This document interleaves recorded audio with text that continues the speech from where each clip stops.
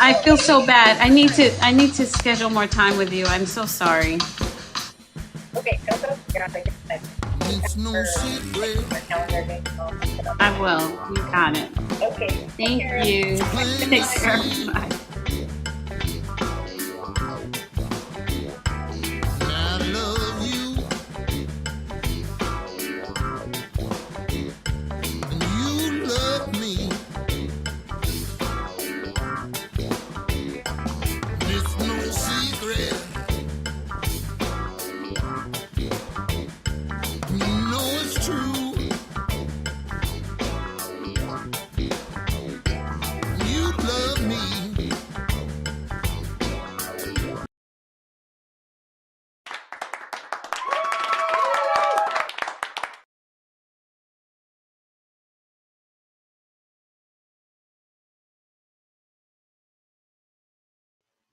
Arlene, I think you're muted. Hi, everyone. Welcome to the Love Insight Show. I am your host, Arlene Washburn, and I'm excited for this conversation today. I'm just like, thinking about all the questions that I have for you, but we have a very special guest with you today. Her name is Elizabeth Anika, and I will have her share a little bit about who she is and how she started and all that good stuff. But before we go there, I want to talk a little bit about my love insight of the week. I just actually did a quick video on this on social media because I met someone who is a single mom, and she was talking about how she really couldn't afford to go on dates because she was a single mom and didn't have money for childcare and all this stuff. So I had just mentioned that one thing you can do when you're a single parent is find a few other single parents just like you. You need about four, and you create this little co-op, and you take turns. Two people stay and babysit all the kids while two people go on dates. And then, you switch back and forth, especially when you have every other weekend, if you have a child custody, sharing custody and stuff. So that's my little insight of the week. And I am excited to talk to you, Elizabeth, because people have been very excited about this conversation. So thank you for being here. And please tell everyone a little bit about yourself and how you got into this world of, the touch guru, which is so freaking cool. Aw. Well, first, can we just get like a little round of applause for that insight? I mean, that's like that seems like a hack everyone should be doing already. A really good one. Really, really good one. And there we go. Thank you. Thank you. Yeah, thank you so much for having me. It's really, really sweet to be here. This is my first fireside chat, as you know. And the the way that I became what I become. So let me just like talk a little bit about what I do, and then I can go into sort of how I got to do it. I say that I teach men how to touch women the way women really want to be touched. Teach men how to touch women the way women really, really want to be touched. Sometimes I add an extra really in there just to send the point home.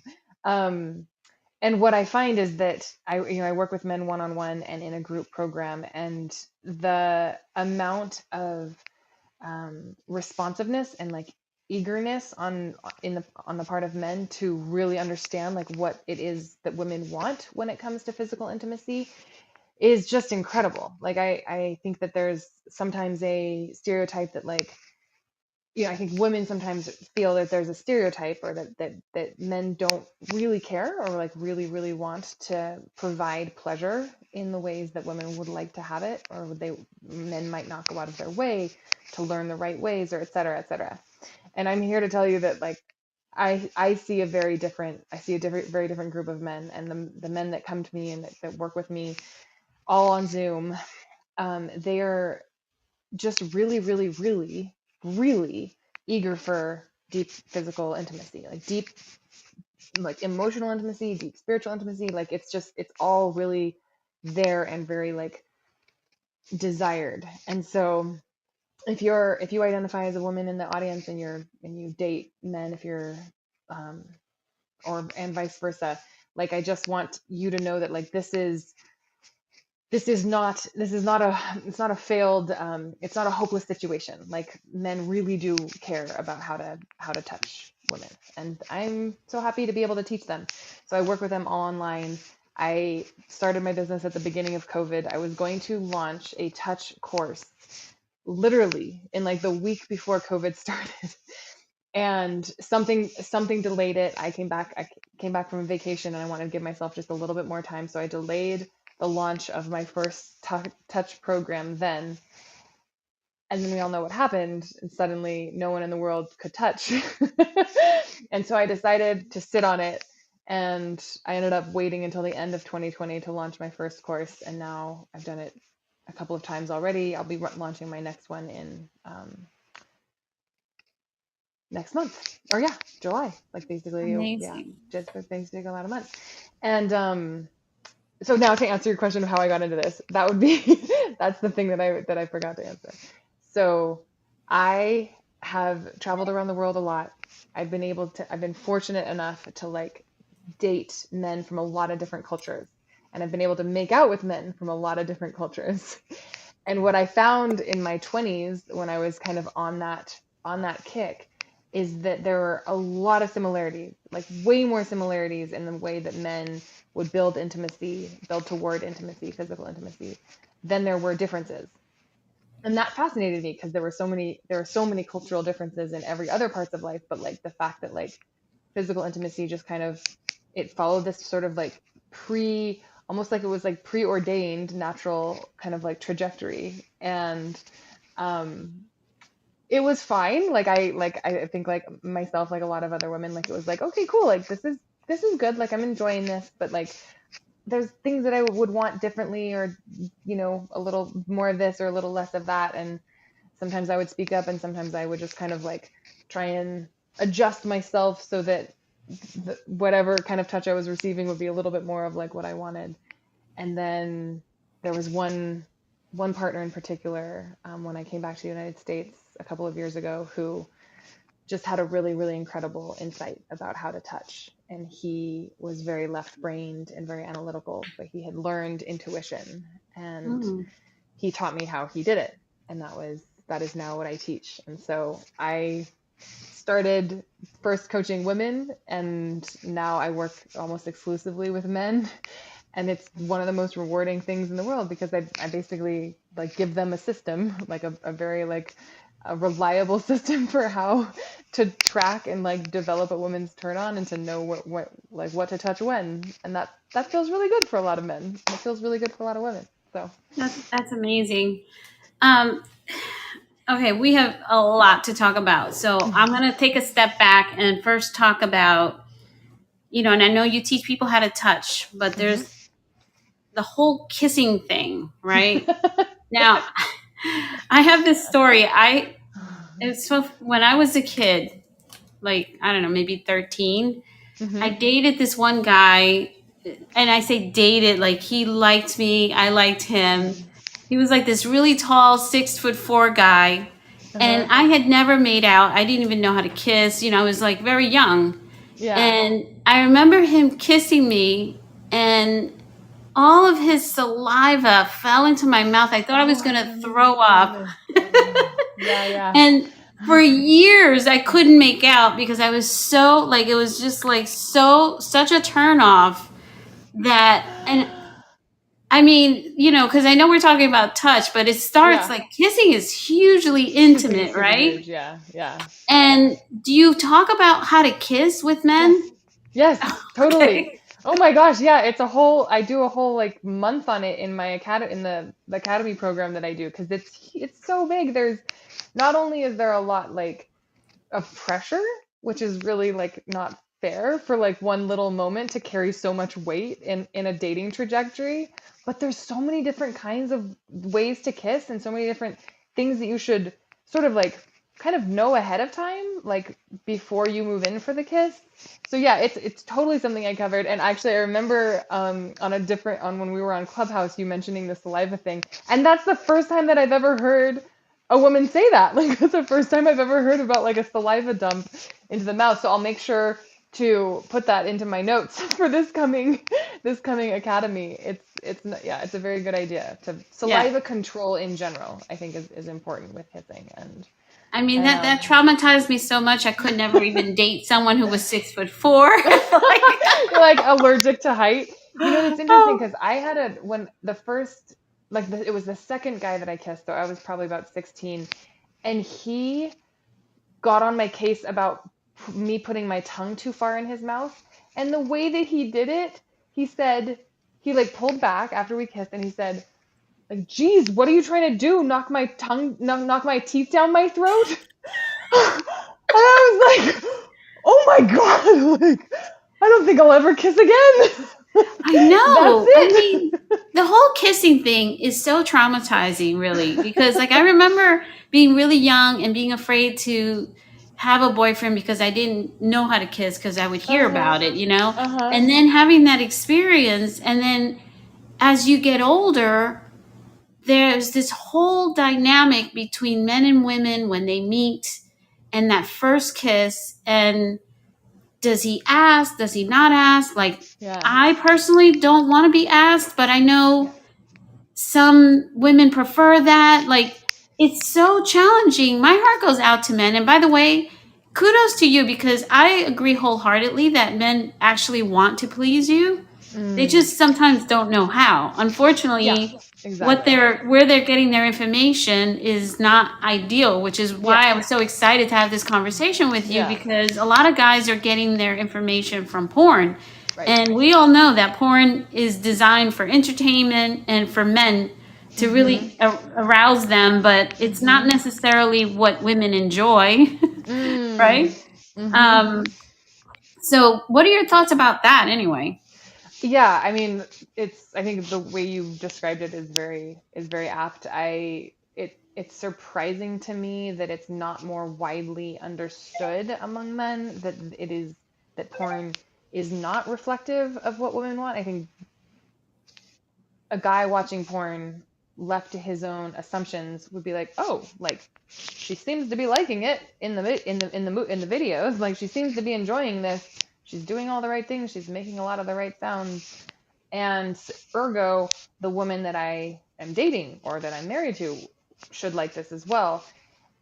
And there's a really interesting like mental um, or a logical fallacy there that like a woman in porn is getting paid to do that. Like she's Right. getting paid to do that. So she's an actress.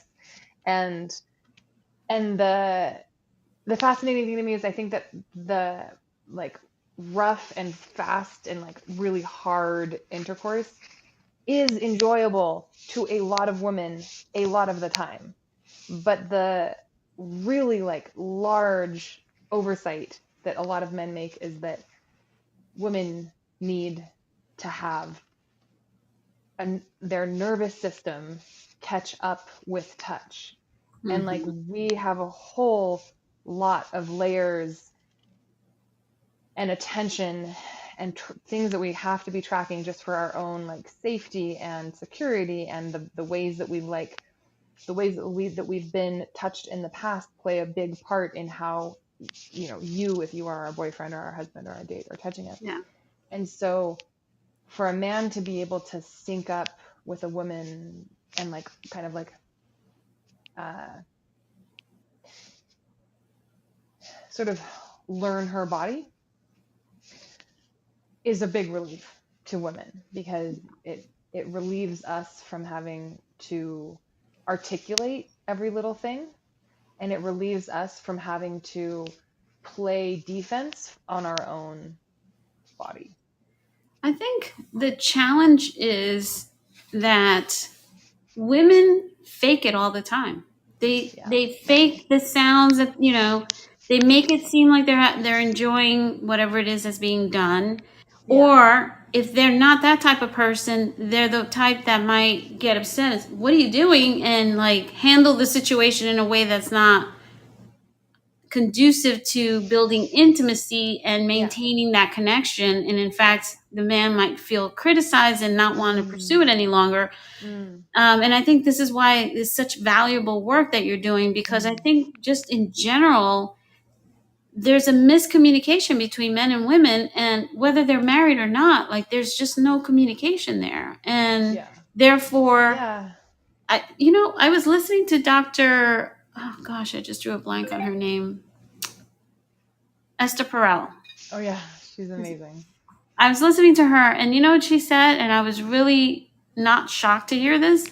She says that women don't stop having sex with their husbands because they don't like sex.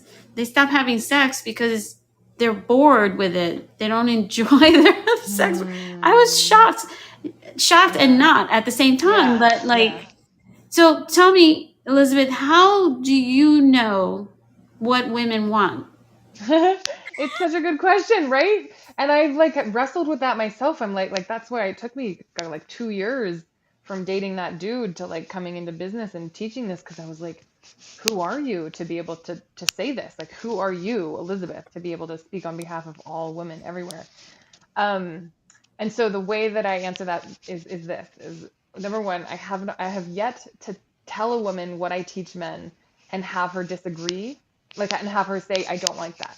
Like, I don't hear that. I hear, thank you so much. I'll buy you, like, would have my firstborn child. Like, thank you so much for telling us. Could you please talk to my husband or my boyfriend or the guy that I dated? So one is just like crowd feedback.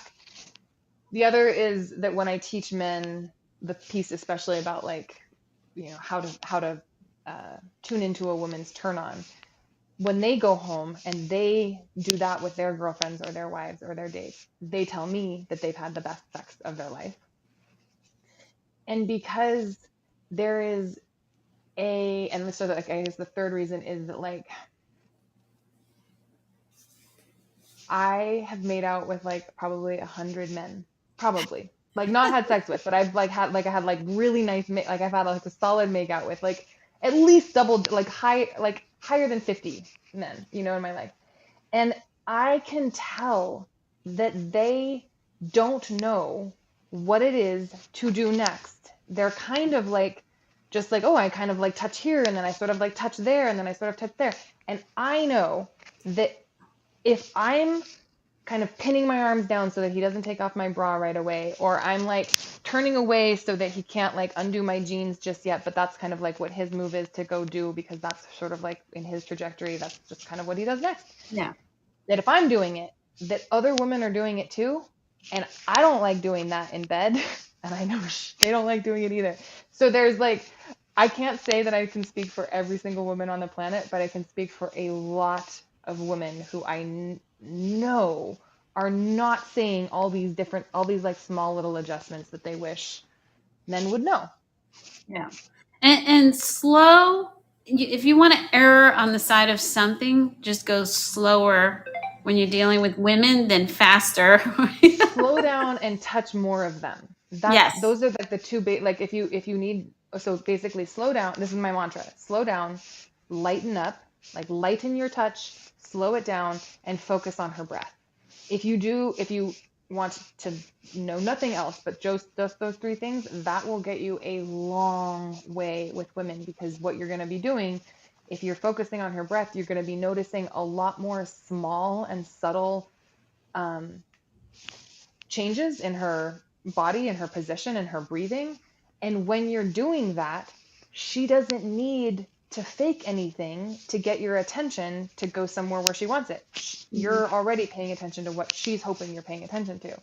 So slow down, lighten up, focus on her breath is my mantra. And I think absolutely, like, you don't have to be slow all the time. You don't have to be light all the time. But if you establish a foundation of that, then her body trusts you.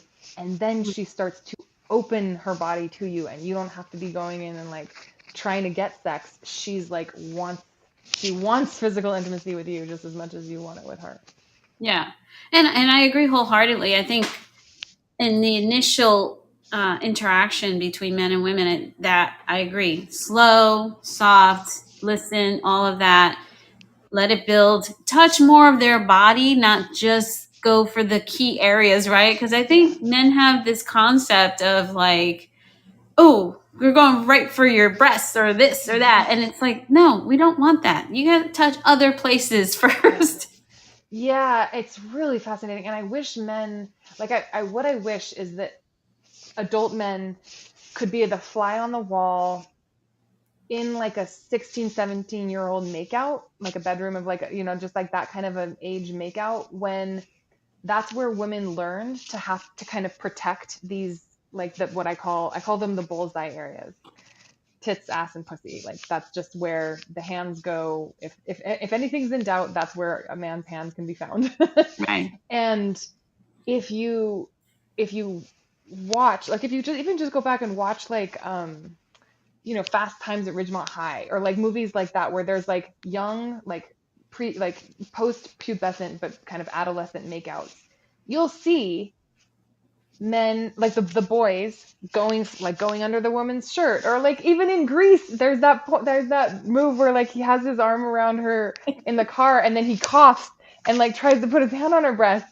And Right. like, if you could just think for a second that like we have to fucking play defense on our own bodies, and like keep your hands where we want to, keep your hands where you can see them, sir.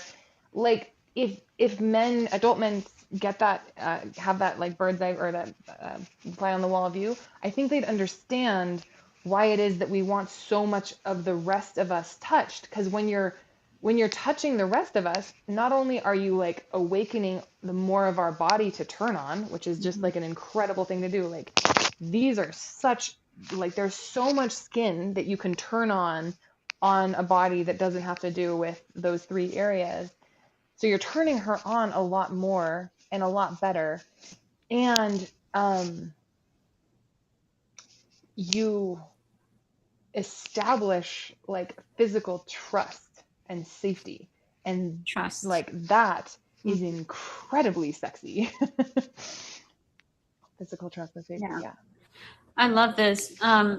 I'm curious, like, what are the kind of questions that you get from men, especially men that come to your groups and stuff? Like, what are their They're big like, I mean, concerns? like, for partnered men, it's like, like, the intimacy has died in my relationship. Like, how do I get it back?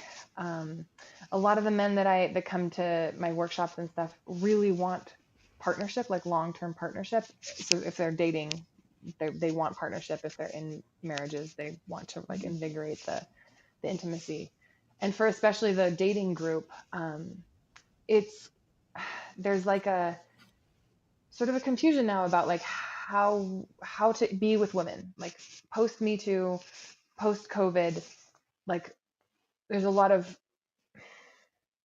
hyper attention, or like a lot of attention on like, do I open the door, do I move in for a kiss, do I pay for dinner, do I make the first move, how do I know if she really wants to have sex with me, or if she's just like saying, or if she's just pretending that she is. Like, there are ways, I think, that the Me Too conversation um, uncovered a lot of uncertainty that was already there, but now it's like in focus. It became like a much stronger focus. And so I really feel for the guys in those, with those questions of just like, yeah, like it's a rough world out there in some ways. Like, it's a rough world, and like, how do you know when a woman wants you to touch her? How do you know when she wants to, like, all these things that it makes sense to me that these are the questions that they're asking.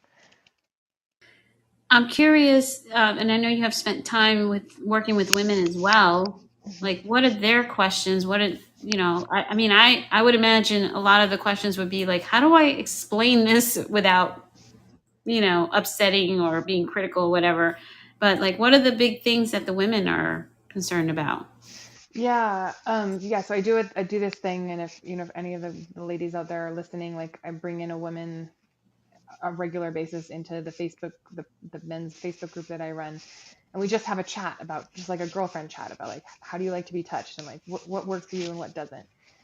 And those are really sweet places where I'm just talking to regular women, just talking about, like, as if we were having a drink at a bar. And in those conversations, what comes up is like one question I ask them is like, do you make adjustments to your partner when they're not touching you the way that you'd like? And if yes, what makes that possible? And if no, why not? And this was this was just so evocative to me that like this woman that I'm thinking of, and it resonated with a lot of the other ones, was like, I don't want to hurt his feelings when Hmm. I tell him the way that I'd rather be touched. I don't want to hurt his Yeah. feelings. I don't want to hurt his feelings, or I don't want to break the mood. And those ones are make a lot of sense to me too. Like I've been in makeouts where I haven't spoken up for those exact reasons. And it makes like there's a lot of, I mean, there's a number of ways that I could suggest if that is going on for a woman, like what to do instead.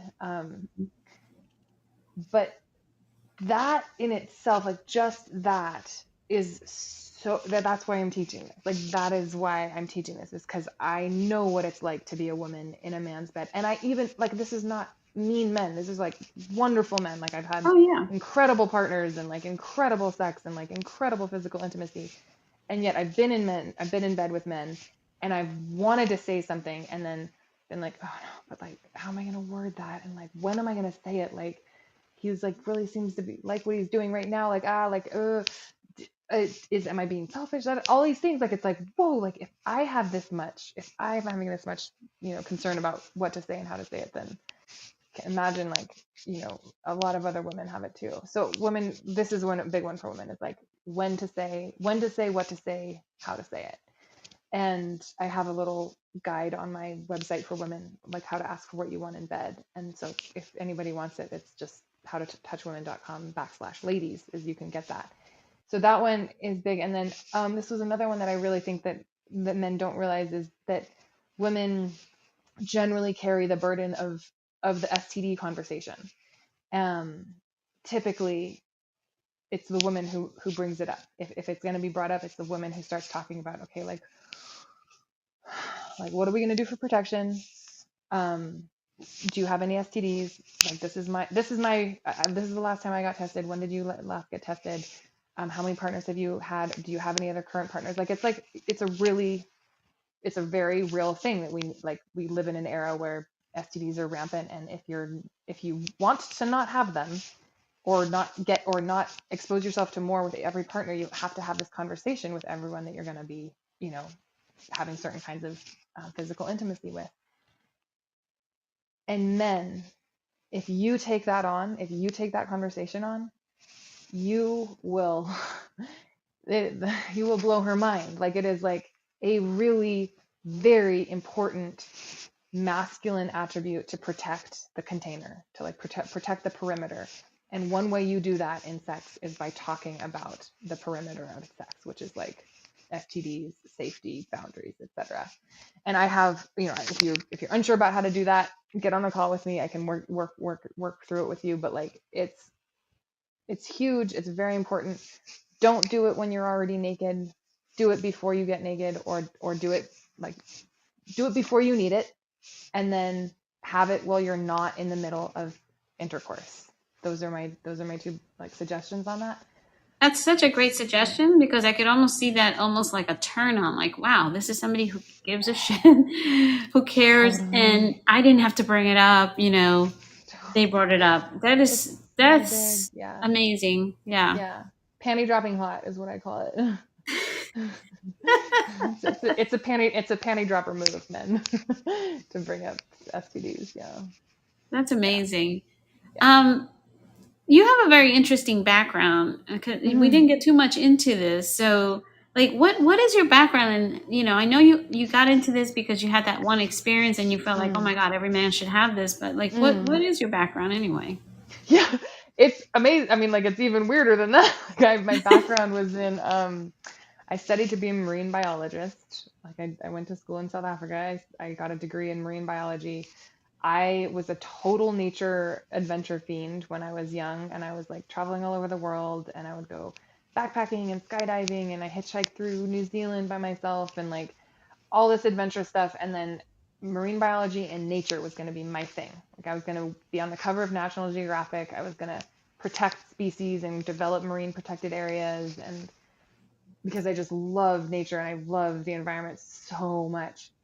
And then I came back to the United States, and I realized that like I needed to make people stop polluting. And so I figured I would go into their houses and tell them how to like turn off their light bulbs and stop using plastic bags, and like how they could like carpool and help them figure out what kind of outfits they would use on their bicycles to ride to work so that they wouldn't be sweaty, and all these things.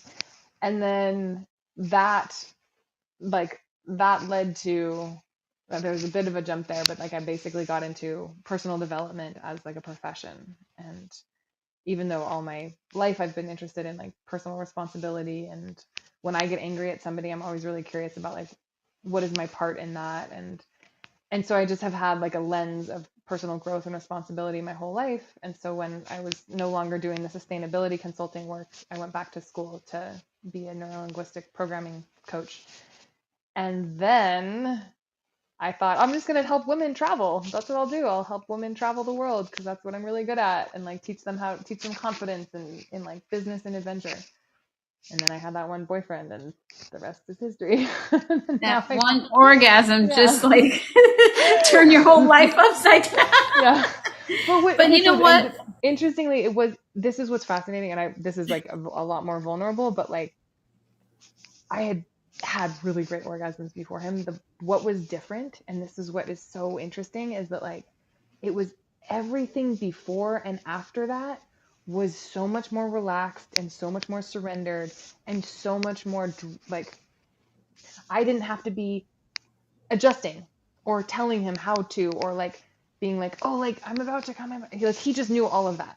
And so when men tell me like, oh, like my woman comes a lot, like I must be doing something right, or I don't need your help, my woman comes a lot or something. I'm like, yeah, but like exactly how yummy are her orgasms? Because there's like you can orgasm without being fully like you can get there without being like having the most amazing pleasure that you can get also in addition to that. And this is what I really want for men and women, is to be able to find these places where it's like there's 10 times more depth past orgasm of pleasure than just climax, you know. But that's like, yeah, that's like pro moves. Like, yeah, you know what I mean? Like that's we'll baby step you there. Don't worry. Yeah, I love it. And something came to mind as you were talking, confidence, right? I mean, obviously the men need confidence, women need confidence to be able to speak up and ask for what they want. Men need confidence, but you must have tremendous confidence that you can go into a group of men and tell them how to touch women. Like that is freaking badass. Oh, thank you so much, Arlene, that you're speaking my language. Like I really, really, really appreciate being appreciated for my courage. And yes, it took a lot. It took more courage to do this than it took to do anything else in my entire life. And that includes like backpacking in Bosnia by myself. You know, like that includes like some really, really courageous things already, like living overseas, living in South Africa by myself, like traveling to New Zealand when I was 18 years old, like all these things that like already were like tons and tons of courage. And then I was too scared for a while to do this. So I had to really, really work on my own courage and confidence. And that's why I feel like I get it. Like I understand what it's like to be on the nervous end of putting yourself out there. And that is essentially what physical intimacy begins with, is like, okay, like I want this, I want a certain kind of connection, and I'm not sure if she does, or I want this and I'm not sure if it's reciprocated by them or him or her. And like that is like, it gets to our most base level primal like concern, is like, are we welcome here? Are we welcome here? Like, are we loved? Are we part of this? Are we part of this tribe, and are we part of this person? Important people. And I feel for everyone in that. Like I've been through a lot of that myself. So yeah. I love this. And it's just such an important thing, because whether it's someone who's newly dating and maybe not confident in whoever they're with, right? Everybody's got different needs, but I do believe that there are some common threads with women. You know, things will vary here and there, but there's certain things that I think are going to be pretty across the board for the majority. Hmm. But also, even with couples that are married, like, I can't tell you how many women I've spoken to that have never had an orgasm and they're in their 50s. Mm. It's Mm. like they don't, they've just kind of been in these situations where Yeah. they couldn't speak up, whether it's because of religion or, stigma or whatever. And they don't speak up for themselves. They don't know their own bodies. Hmm. They're waiting for the person that they're with to figure them out. And Hmm. they go through a lifetime of not having this pleasure, which, you know, I mean, what real? I just like if it's not supposed to be pleasurable, why is it? So, Yeah. Yeah. um, and Yeah. marriages that sort of kind of go by the wayside because the intimacy is gone, and Hmm. obviously, I love that you're a touch expert because and intimacy expert because it's not just about intercourse or orgasms. It's just Hmm. even just touching and the Yes. intimacy of it, Totally. which Exactly. people Yeah. miss out on that. Like that Yeah. is amazing. Yeah. And that, yeah, I thanks for speaking to that because that is why one of the reasons why I mean I don't consider myself like an expert on sex at all. Like I'm just like learning just like we all are about like what my body is is open to and like available for in every given moment and how it can enjoy that. But what I figured was that like most of the discourse around sexual compatibility and sexual intimacy jumps way forward into sex already. Like it's just like, okay, we're talking about like how to improve sex here. We're talking about how to find her G spot or how to give her a clitoral orgasm or what kind of orgasm she has. And I'm like, as a woman, like you better be first interested in like how you're gonna like take my wrist and look at my like pretend to read my palm at dinner so that you can touch my fingers. Like that's the kind of touch that makes me eventually want you anywhere close to my clitoris. Like the way you touch my hand lets me know if I want you touching everything else about me. And so I find touch to be like the a really perfect unit of approach. Like it's like the perfect size of approach to both like be able to be specific about, um, but still like no, we know what we're talking about eventually. Like we're talking about something that's like first, second, third base, like really like exciting, deep physical intimacy, and it's born of these smaller increments. Yeah, and people think that foreplay is just in the bedroom, but Right. just what you described, you're out to dinner with someone and they touch your hand, they touch your arm, all that, just these small little gestures, touching the lower back, Yeah. right? Like these Yeah. little things start to build up. That's part of the foreplay before you even walk into a bedroom. Totally. Totally. Yeah, all I say that physical, and I say physical touch, or I say, what is it? How do I say it? Uh, Touch begins before physical contact. Mm. Like the way you message each other, those are my favorite metaphors. Like when you swiped to match with them on the app, you literally touched their face. Like you touched them. You are touching them in like an energetic sense, even from far away. And then when you start to message them, you're literally touching them. You're touching their lives. You're touching their being. You're touching their humor. You're touching their triggers. You're touching their patterns about who they are and what they came with. And then when you're at coffee or at dinner or on a hike, you can just take the next natural step. So you don't have to, a lot of when I teach you guys about kissing, like the number one misconception is that like that is the first time that you're really touching her. Like that should not be the first time that you're first touching a woman is when you kiss her at the end of a good date. Like you should have been like ideally you'd be building the different kinds of touches throughout that date, like a hand on the lower back when she walks through the door, a hand like yeah, asking if she could read her palm, like working whatever it is into the conversation so that you're actually making contact, in these like sweet ways, and that primes her nervous system, that primes her body for like your touch, which was going to come later, like with a kiss perhaps. And in that, with the same kind of the same metaphor exists when you get past the first kiss and you're going, you know, your next step, so to speak, is like a good makeout.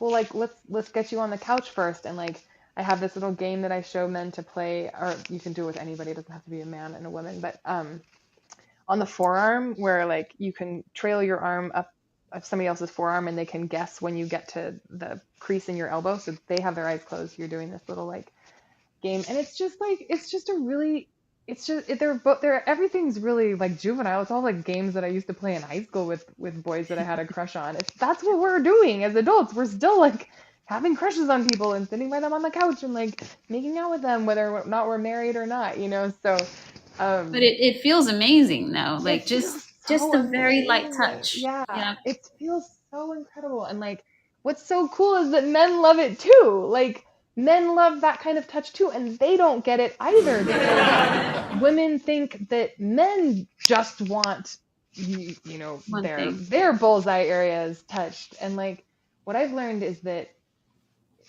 men are just as easily impressed with lighter, smaller touches that as women are, if you do it with intention. And this is like what I suggest is like, if you want to touch with intention, look at what you're touching. Like look at your skin, like look at your fingers making contact with her skin. Like that will be a very good way to imbue a lot of intention in what you're doing. I love that. That's such a great tip right there. Just to look. Yeah, Look, I love yeah. that.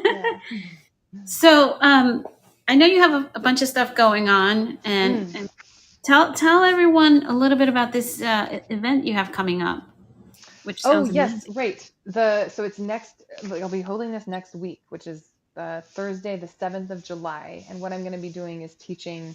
It's a touch training, so I teach it on Zoom, and I'm going to be teaching men how to use a woman's breath as a compass for her turn on. So this is essentially the same thing that like the guy that I dated did to me. He was using my breath as his data system, as his data point for like what it was that I wanted next. And for anyone who didn't hear the beginning of that, this man who was like a rocket scientist and like just incredibly analytical and totally not an intuitive kind of like profession or human was able to just know exactly how I wanted to be touched.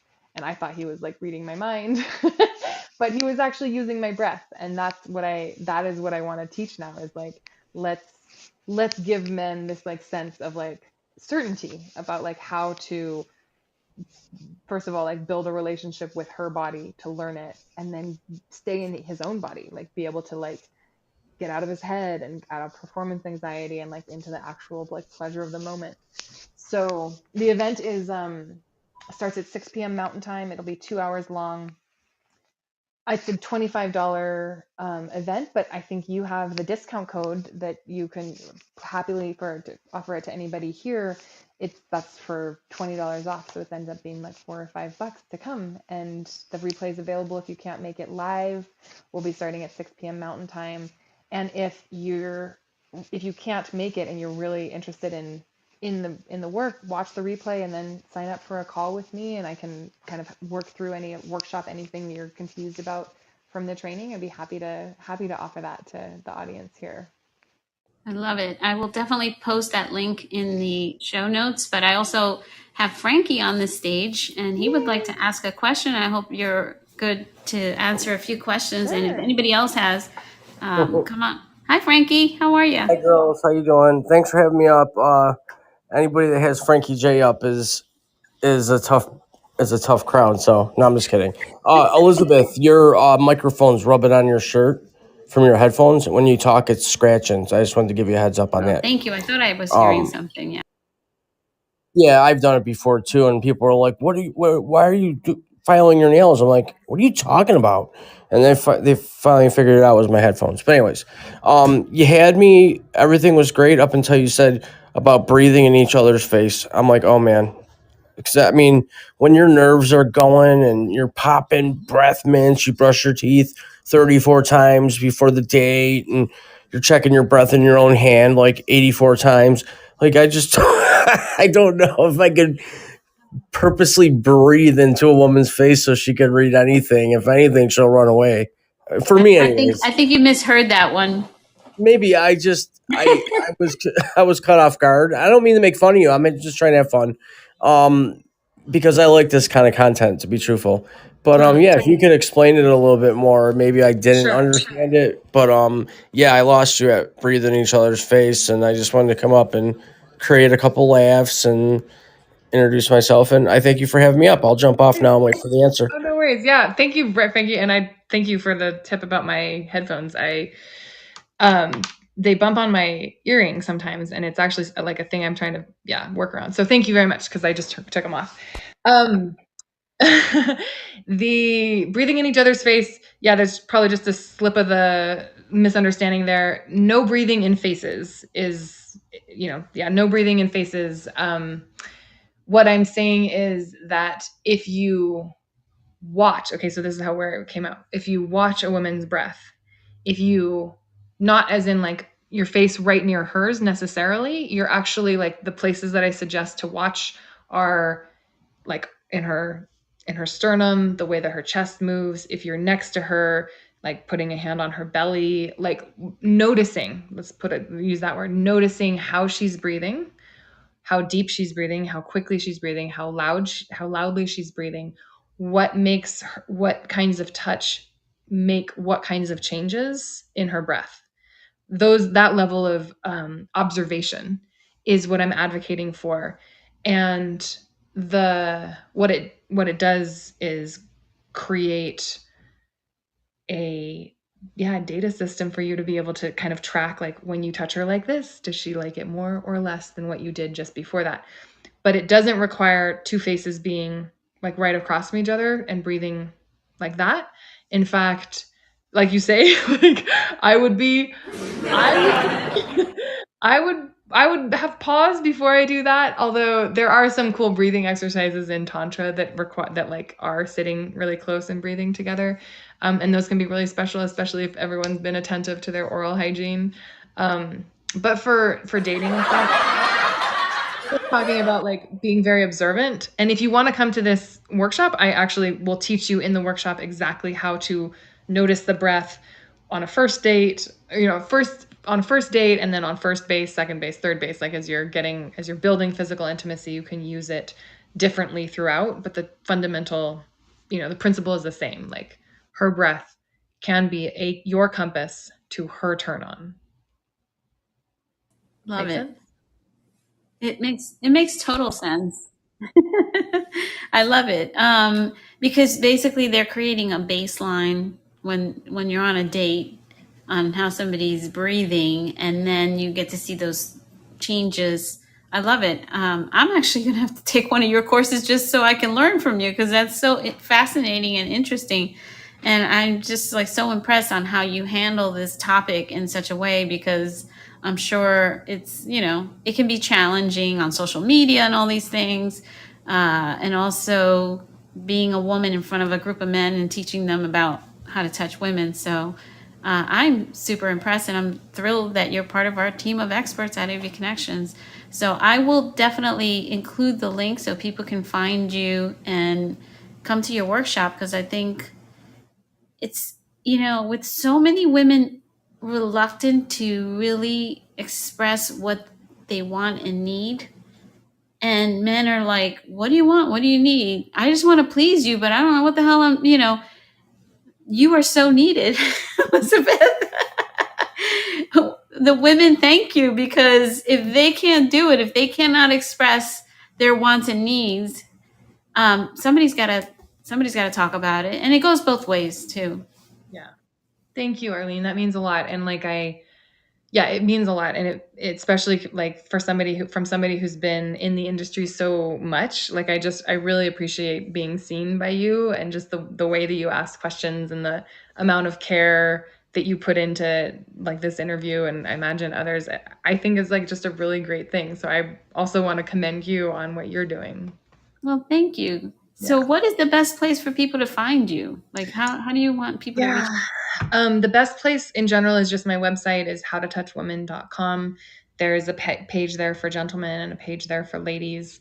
If you sign up for either of those things, you'll get on my mailing list, and then you'll be in the loop about whatever it is that I put out. Right now, like if I were anybody listening to this in the next 7 days, I'd really recommend you getting into the breath training. And the way to find that is just howtotouchwomen.com/breath. And you'll need to get in touch. If you don't have the discount link from you'll need to just like email me and be able to get it that way. But get into that. Like that's basically the best foundation that you could possibly have as a man. Ladies, I'm going to be doing a training for us, and I also have roles for women to kind of have these like interview conversations where I like bring you up and just talk about what it is, how it is you like to be touched. So if anybody, ladies, are interested in that, get on that mailing list for the ladies, and I'll get in touch with you, and I have spots available. But that's the best way to reach me. I also have a private Facebook group, and you'll be notified about all of that once you're on my mailing list. And I really look forward to like helping. Whether it's just like you getting into the group and like being able to kind of see the posts that I put out, or you'd like to work with me one-on-one or in my group program, which I'll be launching next month. It's incredible. So can I say something about this academy? Okay. So I used to teach this as an 8-week program, and it was like everything from like, what kind of questions to ask on a date to like how to take off women's underwear, and when. And I realized that it was just like so fast, and it was like there was like something every night, and just like really, really, really quick, like lots and lots of information. And so what I decided to do is stretch it into a 6-month thing where we meet for like 5 or 7 nights each month. But you get to be in a container with me for that long while you're like going through, what's happening in your relationship or what's happening in your dating life. And you also get to be with other men who ask questions, and you can listen to hear what kind of things men have curiosity about. Like, the thing is that men don't get to talk to each other about this. And so like, what was one of the sweetest things is the last program I ran, the guys were like, it was so great to hear how other men touch women. Like, it's just like these like things you don't think, like the benefits you don't think about. So I'm super excited about what I'm calling now the Art of Touch Academy.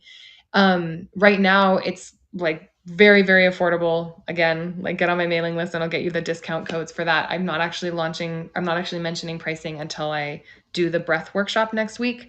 But suffice it to say that it's incredibly affordable for a 6-month program where you get like almost 10 hours with me a month. It's gonna be amazing, and I'm so excited about it.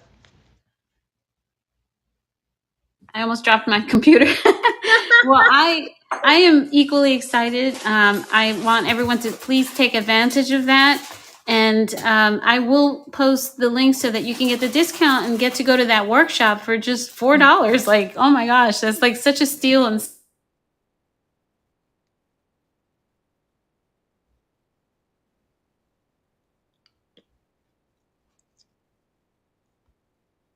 You got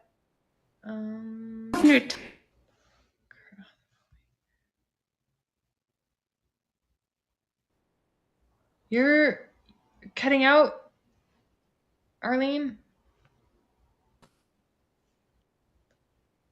You're cutting out. Is anyone else having trouble hearing Arlene? Maybe it's just me. I'm going to turn off my video just and see if that helps. On my side. Okay, if I just turned off my video and I could hear you, so maybe it's my bandwidth issue. Oh, wow. Well, I was just